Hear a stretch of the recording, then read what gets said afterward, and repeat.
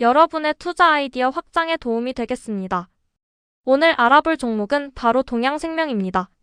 동양생명은 손해율 악화 속에서도 CSM 성장을 이루고 K-ICS 비율이 개선되는 역설적인 상황을 보여주고 있는데요.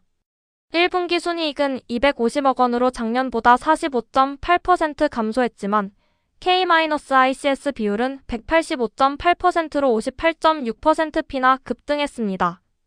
또한 CSM 잔액은 2조 5,100억 원으로 연초 대비 2.2% 순증했습니다. 오늘은 이 동양생명을 통해 생명보험 밸류체인을 분석하고 수혜 기업을 함께 발굴해 보겠습니다.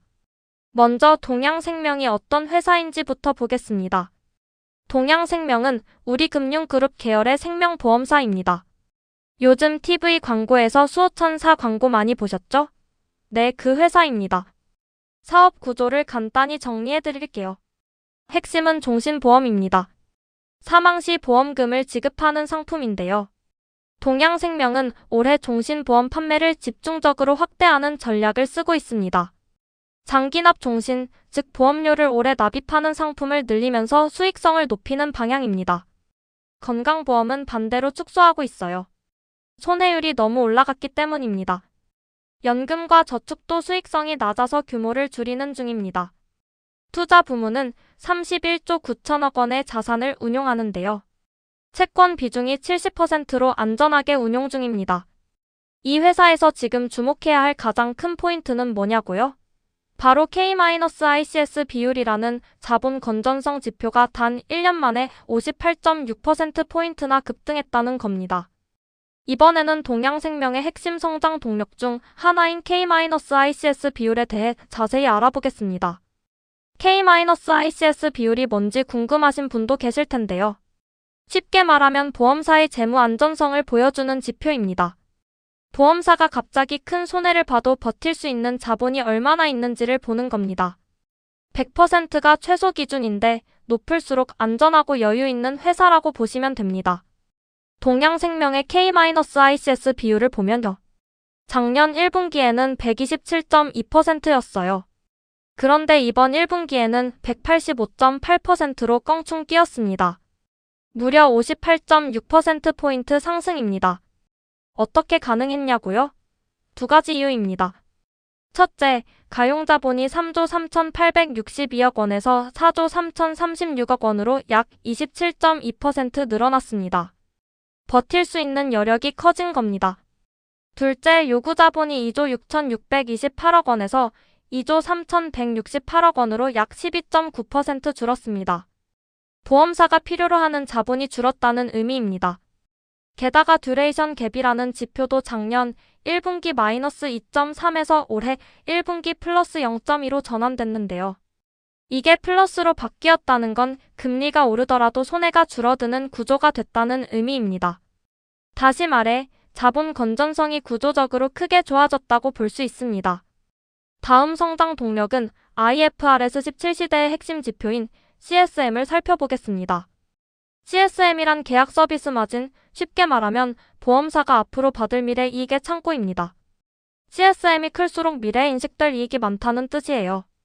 동양생명의 CSM 잔액은 2조 5,108억 원으로 연초보다 2.2% 증가했습니다. 변동을 보면요. 기초 CSM 2조 4,571억 원에서 시작해서 신계약 CSM 945억 원이 새로 들어오고 이자 불이로 247억 원이 쌓였습니다. 그리고 조정과 상각으로 655억 원이 빠져나간 구조입니다. 결국 539억 원이 순증한 셈입니다. 상품별로 보면 건강보험 CSM은 165억 7천만 원에서 53억 5천만 원으로 67.7%나 줄었어요. 손해율이 나빠져서 수익성 좋은 건강보험 판매를 일부러 줄였기 때문입니다. 반면 종신보험 CSM은 24억 4천만 원에서 32억 1천만 원으로 31.9% 늘었습니다. 이것이 핵심이에요. 종신 집중 마케팅 전략이 제대로 효과를 내고 있는 겁니다. 현재 포트폴리오 구성을 보면 건강 63.1%, 종신 22.9%, 저축 14%입니다. 건강 비중이 여전히 크지만 종신 비중이 점차 늘어나는 추세입니다. 자, 이제 단기적으로 걱정되는 부분도 솔직하게 짚어드릴게요. 먼저 긍정적인 부분부터 말씀드리면 유지율은 좋아졌습니다. 13회차 유지율은 89.5%로 작년 대비 0.1%포인트 올랐고요. 25회차는 80.3%로 1.6%포인트나 올랐습니다. 고객들이 중간에 보험을 해지하지 않고 계속 유지한다는 뜻이니까 긍정적인 신호입니다.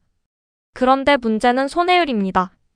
누적 손해율이 1분기 92%에서 이번에 99.8%로 급등했어요.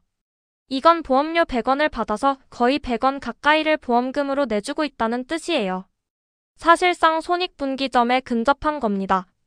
왜 이렇게 됐냐고요? 두 가지 이유가 있어요. 내부 요인으로는 2023년과 2024년에 판매했던 보험 계약들의 손해율이 악화된 겁니다.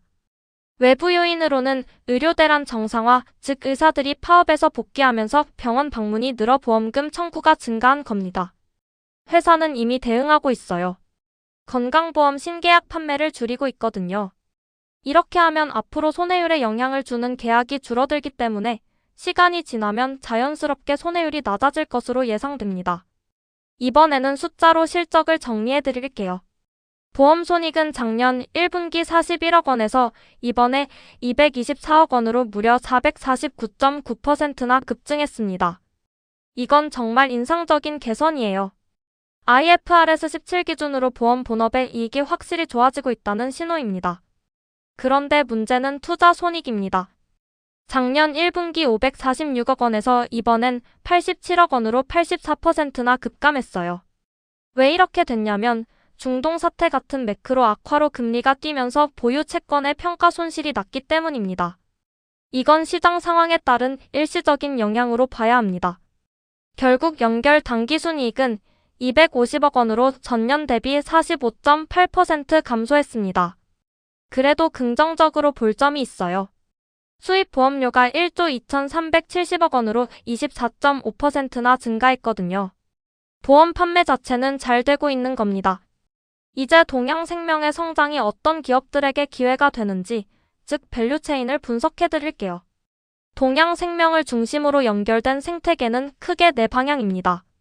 판매 채널, 보험료를 공급받는 구조, 보험 허브로서의 동양생명, 그리고 자산을 운용하는 방향입니다. 동양생명은 종신보험 집중 마케팅, CSM 확대, K-ICS 개선을 통해 손해율을 정상화하고 중장기 수익성 회복을 기대하고 있습니다. 이러한 변화가 밸류체인 전반에 어떤 영향을 미치는지 살펴보겠습니다. 먼저 업스트림, 즉 동양생명에 공급하는 쪽부터 보겠습니다. 가장 직접적인 수혜는 재보험 분야입니다. 손해율이 올라가면 보험사들은 위험을 분산하기 위해 재보험에 더 많이 의존하게 됐거든요. 코리알리는 국내 최대 재보험사로 생명보험사의 재보험 출재가 늘면 직접 수혜를 받습니다. 보험 디지털 판매 플랫폼도 수혜를 받습니다. 동양생명이 FC 채널 비중을 20.2%에서 26.3%로 늘리고 있거든요.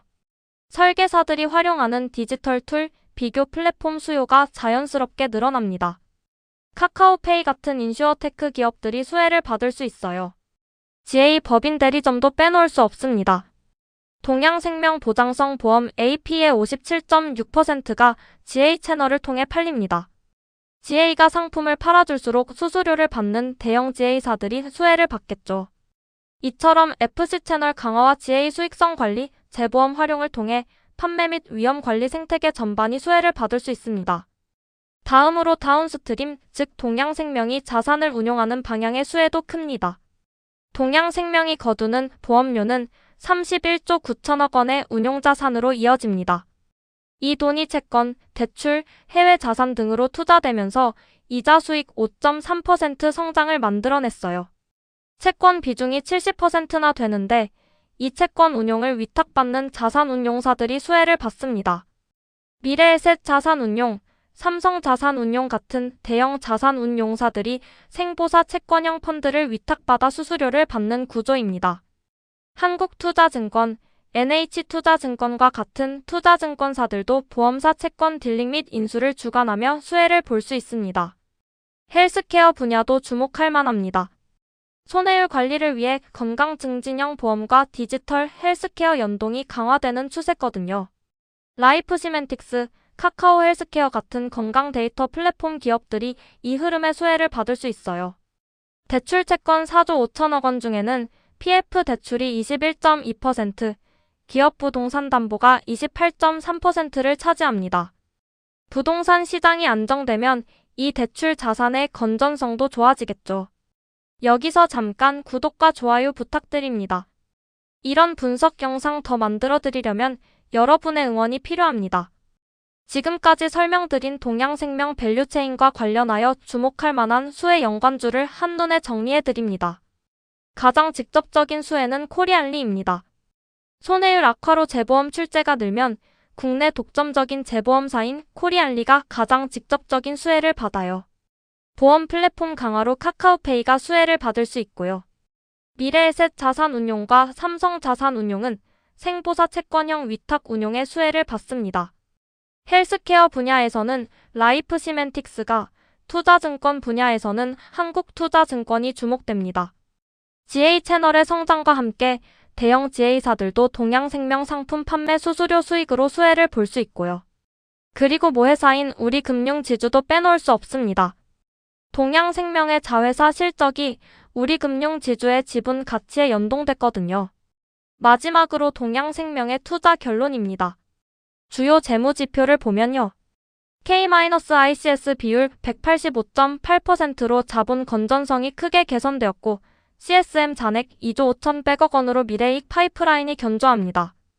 당기순이익은 250억 원으로 전년 대비 45.8% 감소했지만 수입 보험료는 1조 2,400억 원으로 24.5%나 증가했어요. 운용자산은 31조 9천억 원, 채권 비중 70%로 안정적입니다. 투자 포인트 4가지로 정리하면요. 첫째, K-ICS 185.8%로 자본 건전성이 급개선되면서 배당 여력과 신상품 개발 여력이 동시에 확보됐습니다. 둘째, CSM 2조 5,100억 원 유지와 종신 CSM 31.9% 성장은 IFRS 17시대 미래 이익 파이프라인이 견조하다는 것을 보여줍니다. 셋째, 손해율 99.8%는 단기 부담이지만 건강보험 신계약 축소 전략으로 자연스럽게 해소될 것으로 예상됩니다. 넷째, 우리금융그룹 모회사의 안정적 지원이 있어 그룹 차원의 자본 지원 가능성이 열려 있습니다. 리스크도 있습니다. 손해율이 현재 수준에서 계속 악화되면 보험 손익이 다시 나빠질 수 있어요. 글로벌 금리 변동에 따른 투자 손익 불안정성도 리스크입니다. 정리하면 동양생명은 단기 순이익이 줄었지만 중장기 체력인 K-ICS와 CSM은 오히려 강화됐습니다. 손해율 정상화가 완성되는 시점이 이 회사의 이익 턴어라운드 시점이 될 것으로 기대됩니다. 물론 모든 투자의 최종 판단은 여러분 본인이 하셔야 합니다. 오늘 영상이 그 판단에 도움이 되었으면 좋겠습니다. 가치사슬 인사이트였습니다.